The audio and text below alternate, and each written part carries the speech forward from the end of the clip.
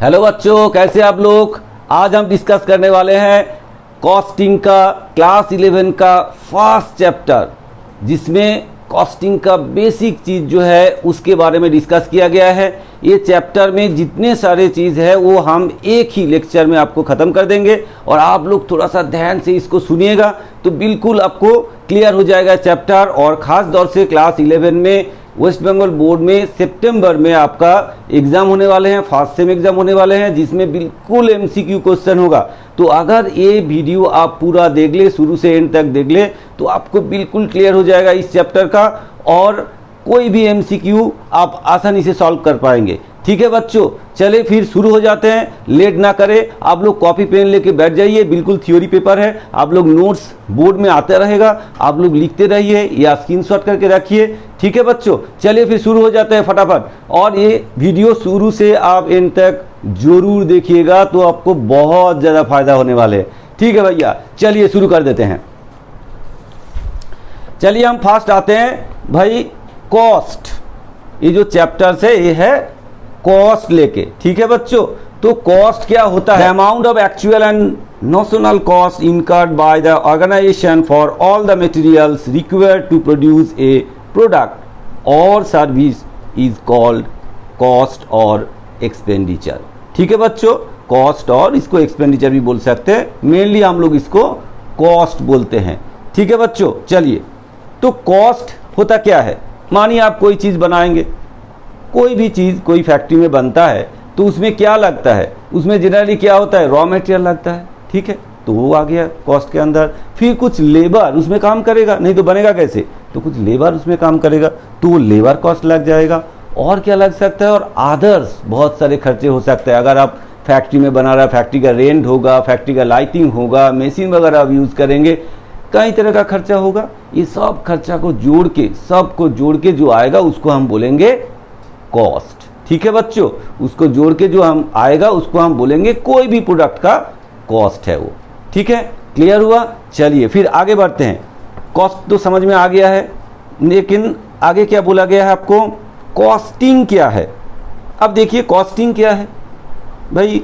Costing is the technique, एक technique है, and process of determining the total per unit cost, total and per unit cost by properly collecting, analyzing, allocating and recording the cost incurred in the producing a product or services। मतलब एक technique है। पहले तो हमने बताया cost क्या है। जो कॉस्ट है उसको कैलकुलेट तो करना है, कैसे करेंगे? वो एक टेक्निक है, जिस टेक्निक के थ्रू हम क्या करते हैं, कोई भी प्रोडक्ट जो बनते हैं उसका कॉस्ट डिटरमाइन कर लेते हैं। ठीक है बच्चों, कैसे करते हैं? एनालाइज कर, पहले डेटा कलेक्ट करेंगे, उसको एनालाइसिस करेंगे, क्या पार्ट पार्ट में किस टाइप का खर्चा है ये। फिर उसके बाद उसको फिर टोटल करेंगे, टोटल कॉस्ट आ जाएगा। पर यूनिट कॉस्ट मतलब टोटल जितने प्रोडक्ट हमने बनाया और टोटल जितना कॉस्ट लगा उसको डिवाइड करेंगे तो पर यूनिट कॉस्ट आपके पास आ जाएगा भाई, एक प्रोडक्ट बनाने के लिए आपको कितना खर्चा हो गया है। ठीक है बच्चों, आया समझ में? चलिए फिर आगे बढ़ते हैं। Cost accounting. कॉस्ट अकाउंटिंग क्या है? कॉस्ट अकाउंटिंग क्या है? Cost accounting is the act of classifying, recording, allocating and summarising current and potential cost to determine cost analysis, cost control cost and generate profit in a product or service and prepare a report based on that information। इसका मतलब cost निकालेंगे तो cost निकालने के लिए जो part जो काम हमको करना पड़ता है वो करना पड़ेगा। कि भाई डेटा कलेक्ट करेंगे, उसको एनालिसिस करेंगे, देखेंगे किस पर्पस में, ये सब करके हम कॉस्ट डिटरमाइन कर लेंगे, टोटल कॉस्ट डिटरमाइन करेंगे, पर यूनिट कॉस्ट डिटरमाइन करेंगे। उसके बाद हम हर जगह देखेंगे कहाँ कहाँ कितना कॉस्ट लगा, क्यों लगा, स्टैंडर्ड क्या है, उससे ज़्यादा लग रहा है, कम लग रहा है, वो सब हम देखेंगे। फिर उसके हिसाब से हम स्टेटमेंट बनाएंगे और आगे जाके कहीं ज़्यादा कॉस्ट पड़ रहा है तो उसको कंट्रोल कर पाएंगे। तो जो प्रोसेस में ये काम होता है उसको, पूरा प्रोसेस को हम बोलते हैं कॉस्ट अकाउंटिंग। ठीक है बच्चों, ये जो कॉस्ट अकाउंटिंग है ये अकाउंटेंसी का एक पार्ट है। ठीक है, अकाउंटेंसी एज अ होल होता है, उसका एक पार्ट होता है कॉस्ट अकाउंटिंग। ठीक है बच्चों, चलिए समझ में आया कॉस्ट अकाउंटिंग। चलिए फिर हम आगे बढ़ते हैं। भाई कॉस्टिंग हम लोग जो करते हैं, कॉस्ट अकाउंटिंग करते हैं, उसका क्या ज़रूरत है, क्या ऑब्जेक्टिव है, क्यों हम लोग उसको कॉस्ट अकाउंटिंग करते हैं, कुछ तो ज़रूरत है। चलिए क्या ज़रूरत है, मतलब objectives of costing, cost accounting, objective of cost accounting, क्यों हम लोग कॉस्ट अकाउंटिंग करते हैं। चलिए फिर देखते हैं। Number 1, determining total and unit cost of goods and services. जरूर कॉस्टिंग हम क्यों करते हैं, कॉस्ट अकाउंटिंग इसलिए करते हैं कि भाई जो प्रोडक्ट हम बना रहे उसका टोटल कॉस्ट कितना पड़ा जानना जरूरी है, या पर यूनिट कॉस्ट कितना पड़ा वो जानना जरूरी है। नहीं तो हम कैसे उसको सेल करेंगे मार्केट में, भाई कितना कॉस्ट पड़ा उसको जानेंगे, उसके साथ प्रॉफिट ऐड करेंगे, उसके बाद हम सेल कर पाएंगे मार्केट में। या मार्केट प्राइस अगर कम है तो हमारा ज़्यादा कम है तो हमारा प्रोडक्ट जो बन रहा है वो अगर उसमें कॉस्ट ज़्यादा लग रहा है तो फिर मुश्किल है। तो ये सब चीज़ हमको देखना है, तो इसलिए पर यूनिट कॉस्ट जो है और टोटल कॉस्ट है वो निकालना जरूरी है। और वो हम कैसे निकालेंगे, कॉस्ट अकाउंटिंग के थ्रू निकाल सकते हैं। चलिए फिर number 2, determining the selling price of goods and services. भाई सेलिंग प्राइस क्या है वो कैलकुलेट करने के लिए पहले कॉस्ट तो चाहिए। अगर हम कॉस्ट प्राइस को निकाल ले फिर उसके साथ प्रॉफिट जोड़ दे, फिर जोड़ के हम सेलिंग प्राइस कैलकुलेट कर सकते हैं। ठीक है बच्चों, कॉस्टिंग निकाला, फिर ओनर जो है उसके घर में बहुत लोग हैं खाने के लिए तो उसको भी प्रॉफिट चाहिए ना भाई, तो प्रॉफिट उसके साथ जोड़ेंगे और जोड़ के फिर वो सेलिंग प्राइस कैलकुलेट कर लेगा। अगर कॉस्ट नहीं निकाला तो कैसे सेलिंग प्राइस आएगा, आपको तो समझ में ही नहीं आएगा क्या पड़ा आपको बनाने के लिए। ठीक है बच्चों, आया समझ में। हम थोड़ा सा फास्ट करेंगे क्योंकि आप लोग थोड़ा जल्दी इसको सीख जाओ, जल्दी फटाफट हो जाए, आपको ज़्यादा टाइम बैठना पड़े। चलिए नेक्स्ट हम आते हैं expenditure control and cost containment. अब देखिए एक्सपेंडिचर कंट्रोल या कॉस्ट कंट्रोल, जो कॉस्ट हम बेयर कर रहे हैं तो कॉस्ट जो हम मतलब जो खर्चे हम लोग कर रहे हैं तो वो खर्चा ज़्यादा तो नहीं हो रहा है, स्टैंडर्ड से ज़्यादा तो नहीं जा रहा है, कहीं वो कोई वेस्टेज तो नहीं हो रहा है, वो सब चीज़ हम यहाँ से कंट्रोल कर पाएंगे क्योंकि हम हर पार्ट में देखेंगे कितना कितना खर्चा हुआ और उसका कितना स्टैंडर्ड था। उससे ज़्यादा अगर खर्चा हो रहा है तो उसको हम रिड्यूस करने की कोशिश करेंगे, कंट्रोल में रखने की कोशिश करेंगे। ठीक है बच्चों, चलिए नेक्स्ट आते हैं comparing cost with individual centres of the organisation. अब देखिए कोई चीज़ बनता है तो अलग अलग पार्ट में बन सकता है, तो अलग अलग सेंटर है जहाँ से हम जिसके लिए हमको कॉस्ट बेयर करना पड़ता है, तो हम अलग अलग सेंटर से देख सकते हैं भाई इसके लिए कितना कॉस्ट बेयर किया, इसके लिए कितना कॉस्ट बेयर किया, कितना इंजीनियरिंग में गया, कितना प्रोडक्शन डिपार्टमेंट में गया, कितना मटेरियल्स डिपार्टमेंट में गया। अलग अलग से हम क्या करेंगे, कॉस्ट सेंटर्स का कैलकुलेट कर पाएंगे। ठीक है बच्चों, तो उसमें कंपेयर कर पाएंगे ज़्यादा कहाँ जा रहा है कहाँ कम जा रहा है, वो हिसाब किताब हम कर पाएंगे। नेक्स्ट हम आते हैं फिक्सिंग द टेंडर प्राइस। हाँ जी, अगर हम कॉस्टिंग करते हैं कोई भी चीज़ का कितना कॉस्ट पड़ेगा वो हम प्रेडिक्ट करके कैलकुलेट करके पिछले का जो हिस्टोरिकल रिकॉर्ड है उसके बेस में हम बनाते हैं, फिर उसके साथ एक प्रॉफिट जोड़ के फिर हम टेंडर दे सकते हैं। टेंडर का मतलब क्या है, कोटेशन, मतलब कोई काम हमको चाहिए, कोई चीज़ हम बना के देंगे किसी को तो कितना प्राइस पड़ेगा हमको पहले से उसको देना पड़ता है, प्राइस भाई इतना पड़ेगा, क्योंकि वो भी कंपेयर करके देखेंगे हम कितने में दे रहा है, दूसरे कंपनी कितने में दे रहा है, ये सब कैलकुलेट करके देखेंगे वो कि कहाँ सस्ता पड़ रहा है और सही चीज़ मिल रहा है वो खरीदेगा। तो इसलिए हमको टेंडर देना है। तो अगर हम टेंडर देंगे भाई किस तरह से टेंडर देंगे, कैसे पता करेंगे भाई इतना खर्चा होगा और हम इसके साथ इतना प्रॉफिट करेंगे तो इतना आएगा, लेकिन हम खर्चा कितना होगा कैसे पता चलेगा, उसके लिए कॉस्टिंग करना पड़ेगा, कॉस्ट अकाउंटिंग का हेल्प लेना पड़ेगा, तब आपके पास आ जाएगा। ठीक है बच्चों, चलिए फिर आगे बढ़े। नेक्स्ट होता है determining profit based on work. अब देखिए हमने अभी बोला कि कोई काम पार्ट में हो सकता है, कोई एक पार्ट में करके हम उसको बेच भी सकते हैं, फिर दूसरा पार्ट में जा सकते हैं, फिर उस दूसरे पार्ट काम करके फिर बेच सकते हैं। ऐसे प्रोसेस के थ्रू जो तो होता है, अलग अलग प्रोसेस में काम चलता है। तो इस केस में क्या होता है कि हर प्रोसेस, हर स्टेप में, हर काम के लिए कितना प्रॉफिट हुआ, मतलब कितना खर्चा हुआ, उसके बेस में अगर उसको मार्केट में बेच दे कितना हमको अर्निंग हो सकता था, तो उसके बेस में हम कर सकते हैं कि भाई इस लेवल में हमको इतना प्रॉफिट आया, इस वर्क के लिए इतना प्रॉफिट आया, वो हम कैलकुलेट कर सकते हैं। उस बेसिस में हम वो काम कंटिन्यू करें या बाहर से करवा ले, ये हम सोच सकते हैं। ठीक है बच्चों, चलिए फिर आगे बढ़ते हैं। Advising the transport department on various matters. Transport organisation को कैसे हेल्प कर सकते हैं, क्या होता है कि भाई ट्रांसपोर्ट ऑर्गेनाइजेशन जो होता है, जैसे पैसेंजर लेके जाते हैं या कोई गुड्स लेके जाते हैं, भाई उसका कितना कॉस्टिंग पड़ रहा है कैसे पता चले? तो उसके लिए भी कॉस्टिंग जो है कैलकुलेट कर देते हैं कि भाई पर पैसेंजर पर किलोमीटर कितना खर्चा पड़ेगा, वो डिटरमाइन हम लोग कर लेते हैं, या पर टन में पर किलोमीटर में कितना खर्चा पड़ता है वो भी कॉस्टिंग के थ्रू हम लोग कैलकुलेट कर सकते हैं। तो ऐसे करके हम जो ट्रांसपोर्ट डिपार्टमेंट है उसको हेल्प कर सकते हैं। चलिए नेक्स्ट होता है assist in decision making. Definitely जो मैनेजर है ऑर्गेनाइजेशन में, जो मैनेजर्स है, जो मैनेजमेंट है, उसको डिसीजन लेना पड़ता है। तो उसको डिसीजन लेने के लिए इंफॉर्मेशन का ज़रूरत है। जो इंफॉर्मेशन कॉस्टिंग का जो इंफॉर्मेशन है वो उनके पास पहुंचते हैं कि भाई ये चीज़ बनाने के लिए इतना खर्चा आता है, ये चीज़ बनाने के लिए इतना खर्चा आता है, इसमें ये प्रॉफिट आ सकता है। तो उसी हिसाब से वो लोग डिसीजन लेते हैं कि भाई आगे कितना, कौन सा प्रोडक्ट कितना बनाएंगे।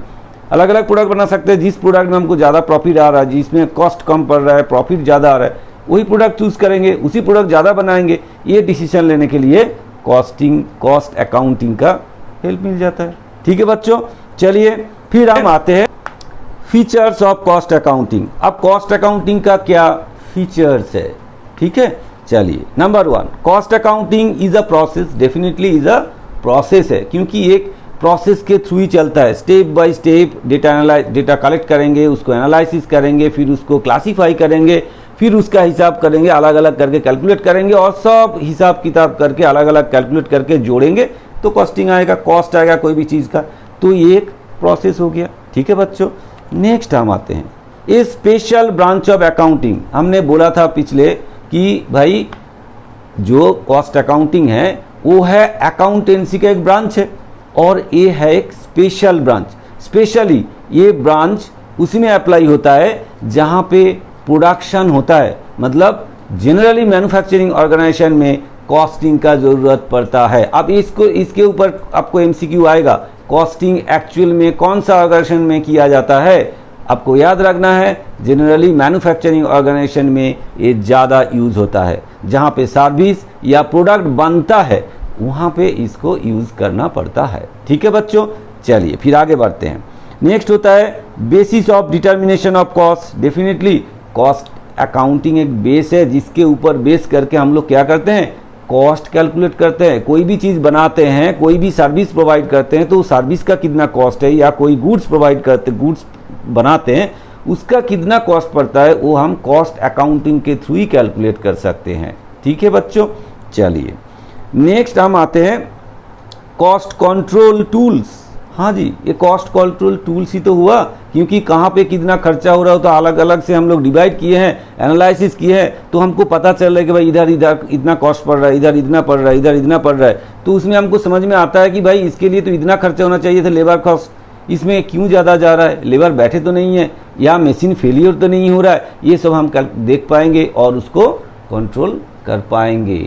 चलिए नेक्स्ट आता है composed of both arts and science. चलिए हम डिटेल्स में नहीं जाएंगे क्योंकि इसके ऊपर एमसीक्यू आने वाले हैं आपका इस एग्जाम में, इसलिए हम ये वीडियो बना रहे हैं, तो इसलिए हम डिटेल्स में नहीं जा रहे हैं, आप ये जान लीजिए। चलिए नेक्स्ट होता है डिटर्मिनेशन ऑफ प्रॉफिटेबिलिटी। आप देखिए अगर आप कॉस्ट कैलकुलेट कर लेंगे तो फिर बाजार में क्या प्राइस में वो चीज़ बेच रहा है तो उसको कंपेयर करके आपको पता चल जाएगा कि भाई आपका ऑर्गेनाइजेशन का प्रॉफिटेबिलिटी क्या है, इस प्रोडक्ट का प्रॉफिटेबिलिटी क्या है, वो आपको समझ में आ जाएगा। तो अगर कॉस्टिंग हम करेंगे तो उसके थ्रू हमको पता चल जाएगा भाई हम कितना प्रॉफिट अर्न कर सकते हैं, क्योंकि कितना कॉस्ट लगा और कितने में हम सेल करेंगे तो आ जाएगा हमारे पास कितना प्रॉफिट आने वाले हैं। ठीक है बच्चों, चलिए फिर आगे बढ़े।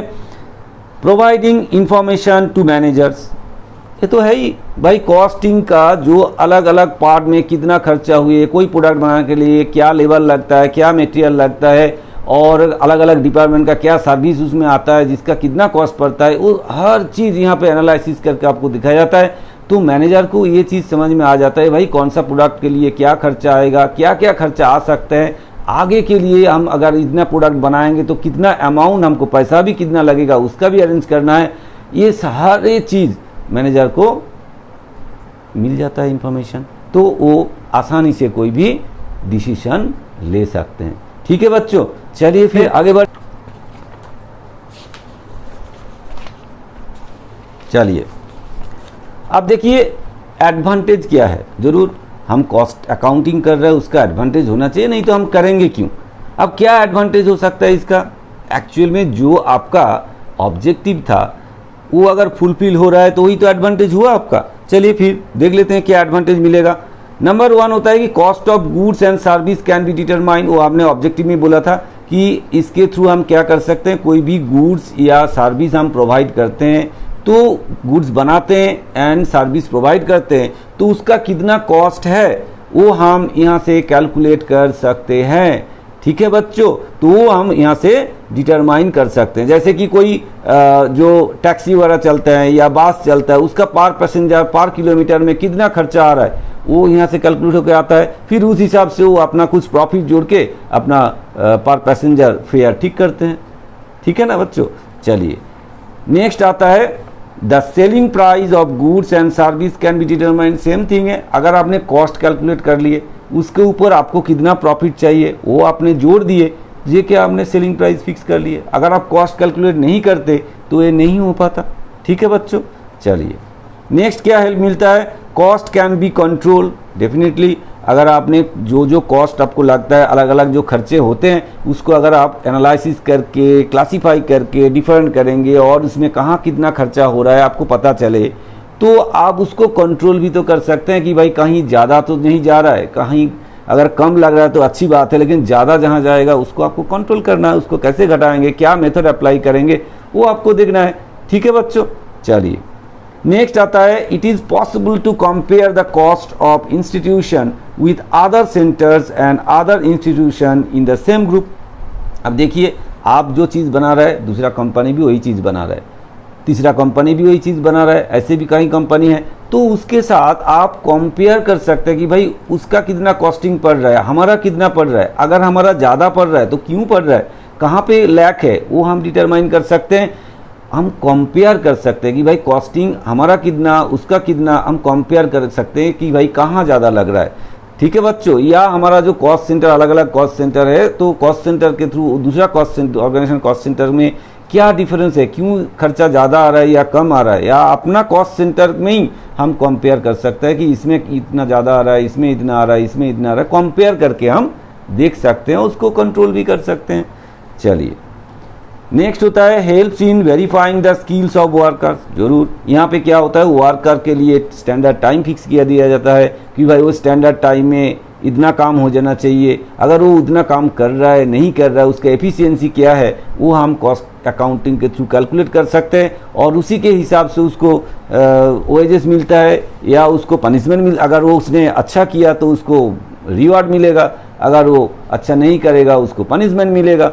ठीक है ना। तो वो हम यहाँ से देख सकते हैं कि भाई ऑर्गेनाइजेशन में जो वर्कर काम कर रहा है उसका स्किल कैसा है, उस कितना स्किलफुल है, कितना एफिशिएंसी है उसके अंदर, वो भी हम यहाँ से चेक कर सकते हैं। नेक्स्ट होता है helps in fixing the tender price.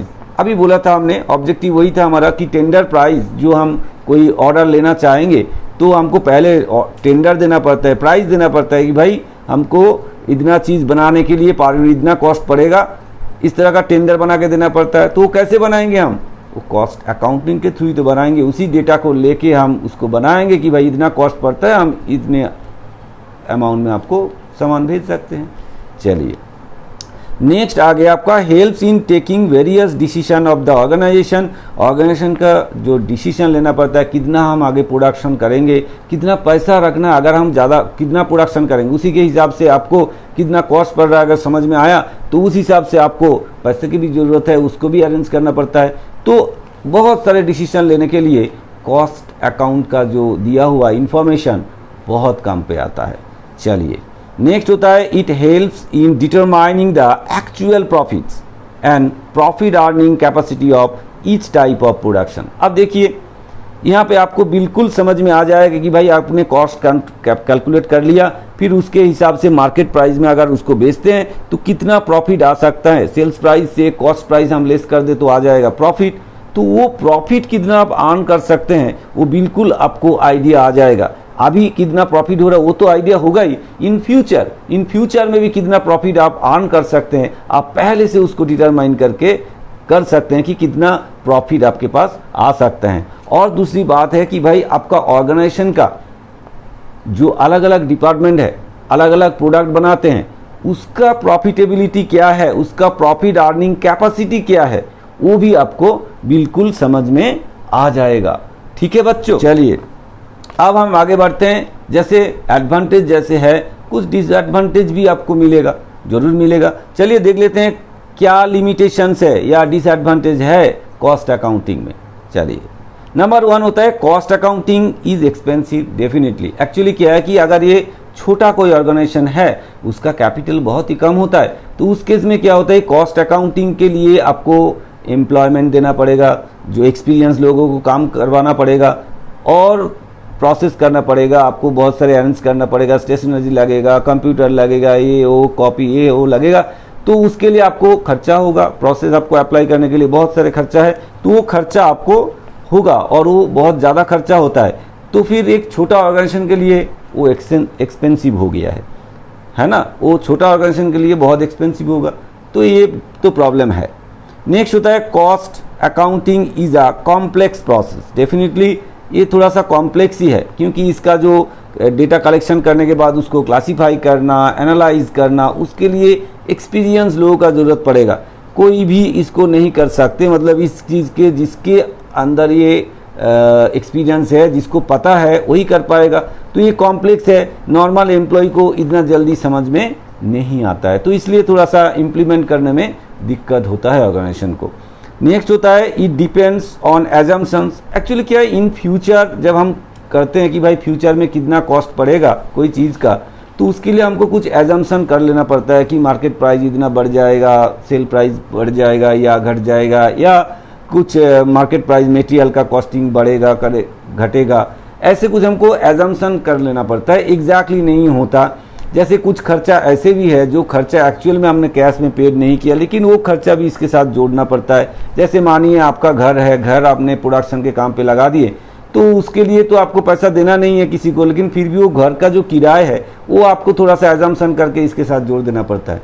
तो बहुत सारे चीज़ एजम्पशन के बेस में होता है, और कभी कभार जो हमने बोला इन फ्यूचर का जो एजम्पशन हम करते हैं, कभी कभार वो एजम्पशन नहीं भी मैच हो सकता है। चलिए application of different alternative methods to the same subject. अब देखिए इसमें क्या है कि कोई फिक्स मेथड नहीं है, फिक्स कोई मेथड नहीं है, बहुत सारे मेथड है। एक ही चीज़ कैलकुलेट करने के लिए अलग अलग ऑर्गेनाइजेशन अलग अलग मेथड अप्लाई कर सकते हैं। उसमें वो यूनिटरी का बहुत ज़्यादा प्रॉब्लम है कि भाई एक ही प्रोसेस अप्लाई करे तो वो ईजी होता है, लेकिन अलग अलग ऑर्गेनाइजेशन अलग अलग मेथड यूज़ करते हैं। जनरली क्या होता है आपको थोड़ा सा बता दें, आगे आप सीखेंगे जरूर इसके बारे में। जैसे कि मटेरियल जो स्टोर लेजर हम बनाते हैं, एक्चुअली क्लास 12 सिलेबस में है आप लोगों का, आप पढ़ेंगे, तो उसमें क्या होता है मटेरियल का जो वैल्यूएशन होता है, जो स्टोर में आपका रॉ मटेरियल पड़े रहते हैं, उसका जो वैल्यूएशन होता है उसका अलग अलग मेथड अप्लाई करते हैं हम लोग। जैसे LIFO, FIFO method, first in first out, last in first out, simple average method, weighted average method, अलग अलग मेथड इसमें यूज़ किया जाता है। ठीक है, चलिए तो आपको समझ में आया इसमें वेरियस क्या होता है, वेरियस मेथड इसमें अप्लाई होता है जो कि अलग अलग हो सकता है। Not applicable to all business establishment, इसको हर एस्टेब्लिशमेंट में आप यूज़ नहीं कर सकते, कि जनरली ये मैन्युफैक्चरिंग ऑर्गेनाइजेशन या गुड्स या सर्विस का जो मैन्युफैक्चरर है उसके लिए जनरली ये यूजेबल है। नॉर्मल और बाकी केस में जो ट्रेडर वगैरह है उसके लिए ये एप्लीकेबल नॉर्मली नहीं है। चलिए many people think that cost accounting is unnecessary after final accounting. Actually क्या फिनेंशियल अकाउंटिंग, एक्चुअली कुछ लोग ऐसे सोचते हैं भाई फिनेंशियल अकाउंटिंग में तो पूरा हिसाब किताब दिया हुआ है, कितना खर्चा, कितना हमारा प्रॉफिट है, कितना लॉस है, ये तो किया गया है, तो फिर क्या ज़रूरत है इसको कॉस्ट अकाउंटिंग करने के लिए। जो भी है कुछ लोग सोचते हैं, कुछ लोग नहीं भी सोचते हैं। तो एक्चुअल में क्या है कि अगर हम देखें तो कॉस्ट अकाउंटिंग का जो लिमिटेशन है उससे ज़्यादा एडवांटेज है भाई। उसको अप्लाई नहीं करेंगे तो बहुत ही मुश्किल है कैलकुलेट करना, आपका कितना प्रॉफिट आ रहा है, कितना लॉस आ रहा है। इन फ्यूचर के डिसीजन के लिए भी बहुत ज़्यादा दिक्कत आ सकते हैं। तो इसलिए जो मैन्युफैक्चरिंग ऑर्गेनाइजेशन है, जो बड़े ऑर्गेनाइजेशन है, उसके लिए तो बहुत ही ज़रूरी है और वो लोग ज़रूर अप्लाई करते हैं। चलिए तो आप आगे बढ़ते हैं। ठीक है बच्चों, जरूर इतना तक आपको समझ में आया है। चलिए फिर कॉस्ट सेंटर। अब कॉस्ट सेंटर क्या होता है, चलिए, cost centre refers to any place, person और मशीन्स और collectively several places, persons or machines associated with an organization for which cost determination and cost control is possible।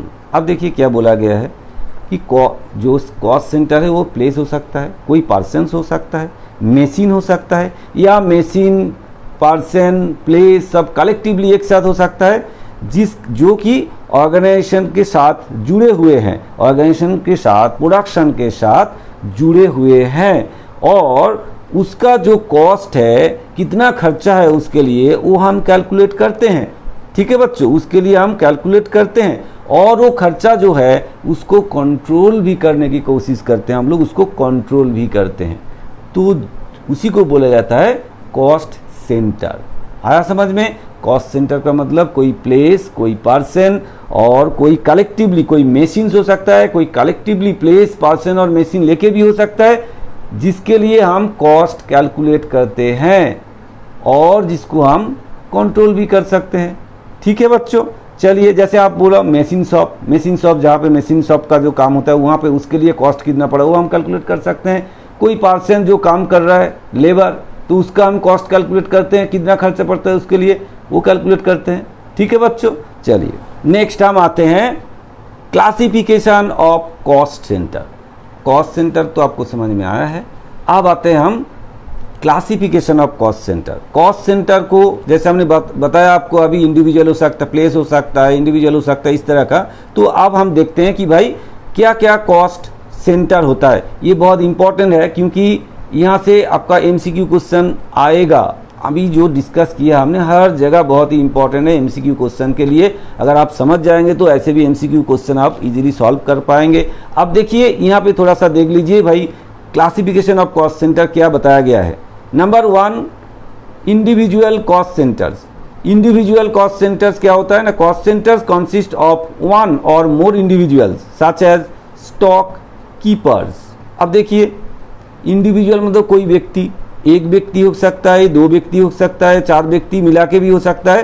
तो उसके लिए जो हम कॉस्ट कैलकुलेट करते हैं उसको बोला जाता है इंडिविजुअल कॉस्ट सेंटर। जैसे स्टॉक कीपर्स हो गया, जो स्टॉक का हिसाब किताब रखते हैं, लिख के रखते हैं भाई, उसके लिए तो कॉस्ट पड़ता है, तो वो हो गया स्टॉक कीपर, जैसे हो गया इंडिविजुअल आपका कॉस्ट सेंटर। अब देखिए एक एग्जांपल आपको दिए हैं, आपको आइडिया लगाना है कि इसी टाइप का जो होगा वो फिर इंडिविजुअल कॉस्ट सेंटर होगा। ठीक है बच्चों, नेक्स्ट होता है, क्योंकि एमसीक्यू में अलग अलग ही कुछ पूछा जा सकता है, नेक्स्ट होता है इम्पर्सनल कॉस्ट सेंटर।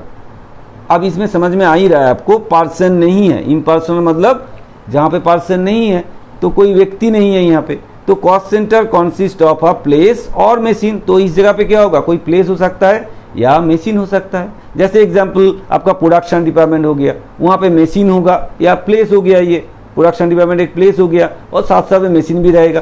तो ये हो गया आपका इम्पर्सनल कॉस्ट सेंटर, मतलब जहाँ पे कोई व्यक्ति का क्वेश्चन नहीं आता है। नेक्स्ट आता है मैन्युफैक्चरिंग कॉस्ट सेंटर। ये क्या होता है, cost centres directly engaged in production activities, it is that machinery department. जो कॉस्ट सेंटर प्रोडक्शन के साथ डायरेक्टली जुड़े हुए हैं, इसका मतलब है अगर वो नहीं रहा, वो डिपार्टमेंट नहीं रहा तो फिर प्रोडक्शन बंद हो जाएगा, नहीं होने वाले। तो मतलब वो डायरेक्टली प्रोडक्शन के साथ जुड़े हुए हैं, तो उसको हम बोलेंगे मैन्युफैक्चरिंग कॉस्ट सेंटर्स। एग्जाम्पल क्या है, मशीनरी डिपार्टमेंट। मशीनरी नहीं रहेगा तो भाई प्रोडक्शन कैसे होगा। आज की डेट में तो हाथ में कुछ नहीं होता, जनरली मशीन में ही होता है। बड़े ऑर्गेनाइजेशन में तो ज़्यादातर मशीन में ही काम होता है। ठीक है बच्चों, मशीन में ही काम होता है और सिर्फ आदमी क्या करता है, मशीन ऑपरेटर होकर बैठे रहता है, वो ऑपरेट करता है और काम होता रहता है। तो मशीनरी डिपार्टमेंट के अलावा प्रोडक्शन नहीं होगा, तो वो डायरेक्टली प्रोडक्शन के साथ जुड़े हुए हैं। नेक्स्ट हम चलते हैं सर्विस कॉस्ट सेंटर। ये क्या होता है, cost centres keeps the production process going. मतलब जो डिपार्टमेंट डायरेक्टली इन्वॉल्व नहीं है प्रोडक्शन में, लेकिन प्रोडक्शन चलते रहे, उसके लिए वो सर्विस प्रोवाइड करते हैं, हेल्प करते हैं, बाहर से हेल्प करते हैं, भाई वो प्रोडक्शन डिपार्टमेंट का काम जरूर चलते रहे।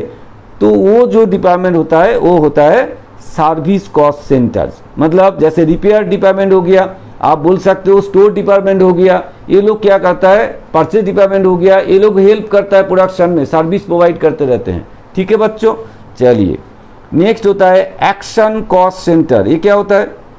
Cost centre consist of performing a specific task with the help of one or more persons and machines. मतलब ऐसा कोई कॉस्ट सेंटर जहां पे एक स्पेसिफिक काम होता है, जैसे मशीन शॉप हो गया, मशीन शॉप में एक स्पेसिफिक काम होगा, तो एक स्पेसिफिक काम होता है जिसमें हेल्प करता है कोई वन और मोर पर्सन व्यक्ति और साथ में मशीन हेल्प करके कोई काम वहाँ होता है, तो उसको हम बोलेंगे action cost centre.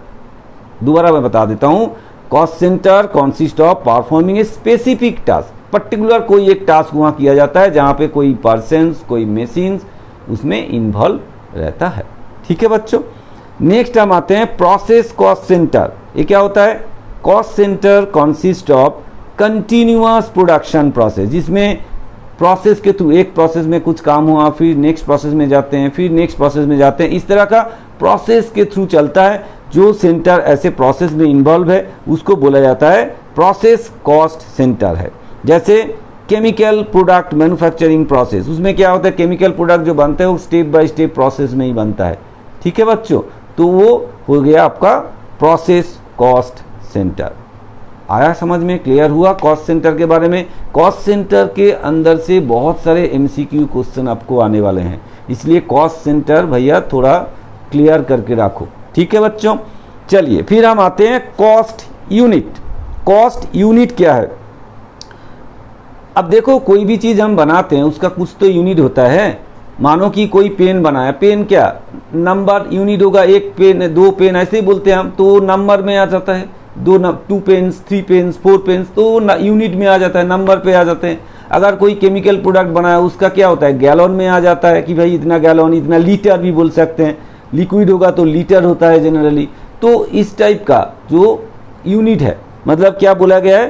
N unit of cost और expenditure is the smallest subdivision of a product or service provided on the basis of which the cost of production are divided। जिसके बेसिस में हम कॉस्ट डिवाइड करते हैं कि भाई per unit कितना पड़ा, पर किलोग्राम कितना पड़ा, पर लीटर कितना खर्चा हुआ, पर पैसेंजर किलोमीटर कितना लगा, पर टन किलोमीटर कितना लगा। इस तरह से हम लोग क्या करते हैं? डिवाइड कर लेते हैं। तो वो जो बेसिक, जो हम स्मॉलेस्ट जो सब डिविजन है उसको हम बोलते हैं कॉस्ट यूनिट, जिसके बेस में हम पर यूनिट कॉस्ट निकालते हैं।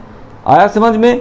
क्लियर हो गया होगा। आप देखिए एग्जांपल जैसे दिया हो, it is that kilowatt in power generation, litre, gallon, ton etcetera. ये हम यूज करते हैं जनरली, लीटर गैलन ये सब हम यूज करते हैं केमिकल इंडस्ट्री में। चलिए आया समझ में? कॉस्ट यूनिट समझ में आया? यहाँ पे कॉस्ट यूनिट भी फिर क्लासीफाई किया गया। आप देखिए क्लासिफिकेशन ऑफ कॉस्ट यूनिट क्या है। एक होता है simple unit of cost. Simple unit of cost, जैसे कि इन दिस केस ओनली 1 यूनिट रहता है, एक ही यूनिट रहेगा उसमें बनेगा वो कॉस्ट यूनिट बनेगा, तो फिर उसको हम बोलेंगे सिंपल यूनिट कॉस्ट। जैसे अब एग्जांपल देखिए, जैसे ब्रिक का काउंटिंग कैसे होता है? 1000 में हिसाब करते हैं या पीस में हिसाब करते हैं। नेक्स्ट आता है सैंड स्टोन, इसका क्या होता है? स्क्वायर फीट, कितना स्क्वायर फीट सैंड है या कितना स्क्वायर फीट स्टोन है, ये हिसाब होता है। जैसे स्टील हो गया, स्टील के केस में क्या होता है? टन, कितना टन स्टील हम टन में आ जाता है। और सारे हैं, जैसे शुगर हो गया वो भी किलोग्राम में या टन में आएगा। इस तरह से बहुत सारे हैं जो कि हम आपको दे देंगे। डिस्क्रिप्शन में आप जाइएगा, टेलीग्राम का लिंक है, हम टेलीग्राम में डाल देंगे, एक लिस्ट दे देंगे, आपको बिल्कुल याद रखना है, क्योंकि यहाँ से जो कॉस्ट यूनिट से बहुत ज़्यादा क्वेश्चन आपके पास एमसीक्यू में आने वाले हैं। इसलिए आप जरूर डिस्क्रिप्शन में जाइएगा, डिस्क्रिप्शन में जाके आपको लिंक दिया जाएगा, वहाँ क्लिक करके आप लिंक आपको दिया जाएगा, फिर आप वहाँ जाके जरूर देख लीजिएगा टेलीग्राम में। ठीक है बच्चों। चलिए फिर हम आते हैं मिक्स्ड कॉस्ट यूनिट। ये क्या होता है? In this case more than 1 unit is use to determine cost. अब देखिए एक यूनिट नहीं, 2 यूनिट 3 यूनिट लेके भी हो सकता है, जनरली 2 यूनिट लेके बनता है। जैसे आप देखिए पावर के लिए किलोवाट आवर्स, कितना आवर कितना किलोवाट खर्चा हुआ, फिर पर आवर के हिसाब से। जैसे पैसेंजर ट्रांसपोर्ट जो होता है, ट्रांसपोर्ट पैसेंजर जो होता है, उसमें क्या होता है? पैसेंजर पर किलोमीटर कितना है।